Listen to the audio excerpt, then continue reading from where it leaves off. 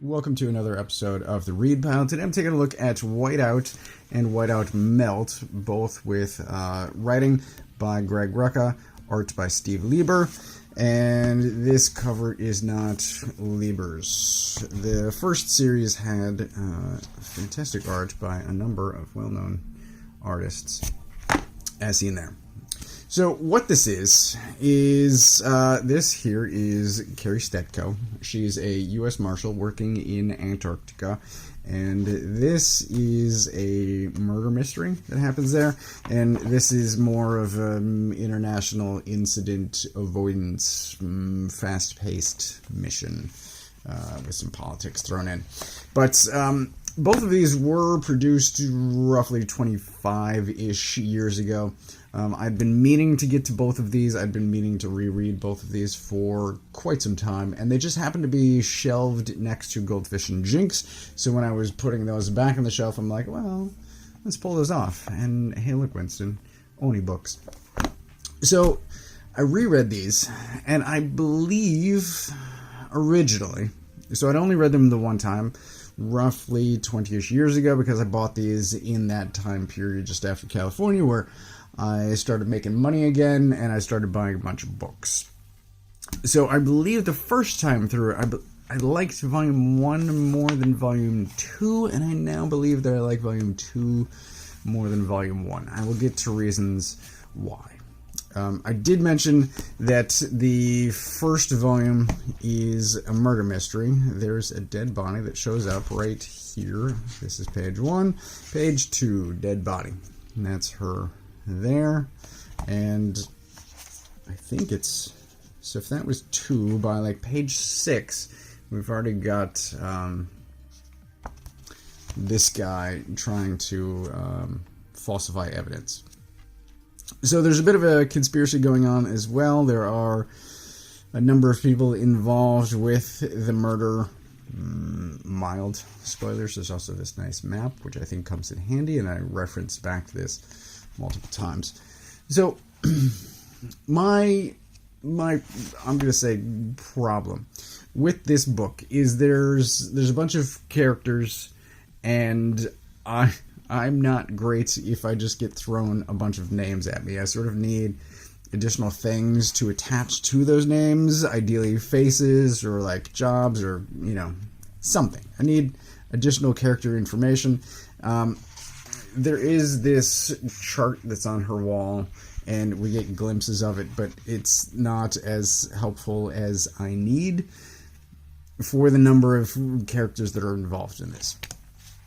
The one other wrinkle I'll say is that one of the characters that's supposed to be dead, that's believed to be dead, is actually alive, and so, like, there's just... For me, and I believe this is a me problem, not a book problem, there was just a bunch of names, and I didn't have enough information to, like, really catalog who those people were and relationships and, like, what they were... their status and things like that. So... for that reason, it is otherwise a great book. I just liked this slightly less than I did Melt, which is, I said, more political, more fast-paced, far smaller cast in Melt than in the original series. There's an explosion at a Russian base. This happens while Carrie is actually on vacation, so she gets called up by her government, says... you need to go back. She's like, you better pay me well for this. But there's this explosion at a Russian base, and she's sent down there to poke around and see what she can learn. And it's mostly her teaming up with somebody else, this shadowy figure there in the crates, as they try to figure out what's going on, try to chase the people that set the explosion, and all of that. It's just very straightforward, and I had a visual aid, which I put back on the shelf for some reason, but this volume feels like proto Tara Chase from Queen and Country. It's that sort of political angle, her getting wrangled into an office, that sort of behind the desk dudes deciding. it feels very much like Quitting Country, which I am a huge fan of, and at some point I would like to reread that, but it's 8 to 11 volumes, depending on whether or not I read the classified stuff, and it's just going to take me a while before I get there. I have some other stuff that I'd like to get to first, but Quitting Country, Whiteout, these are the books that I reference back to for the early ONI era.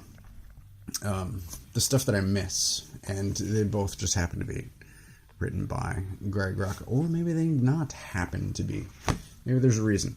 This is where I became a fan of Rucka. Steve Lieber, I will mention. I did not read this, but I hear great things about Superior Foes of Spider-Man, which I was just looking up yesterday, and I find it hard to believe that was 10 years ago. Also, The Fix that Lieber did with Nick Spencer was 8 years ago, and I should probably give up hoping for more issues of The Fix. I've been waiting so long. I should give up hope, and yet I won't. The Fix was great. I still hope for more. I should mention there was a Whiteout movie made many years ago. I've also seen that only once. I remember it being largely okay, but they changed something from the book, which is they gave her a male love interest. And in book one, there's... It's not quite a subplot. It's more like a recurring character element that other people put onto her as far as her sexuality and her being a cold bitch is what they say. But I did not appreciate them giving her a love interest for the movie. It's a very Hollywood thing to do. However, I also had a huge crush on Kate Beckinsale, and I was willing to overlook whatever other shortcomings that movie may have had. Kate Beckinsale. It's great.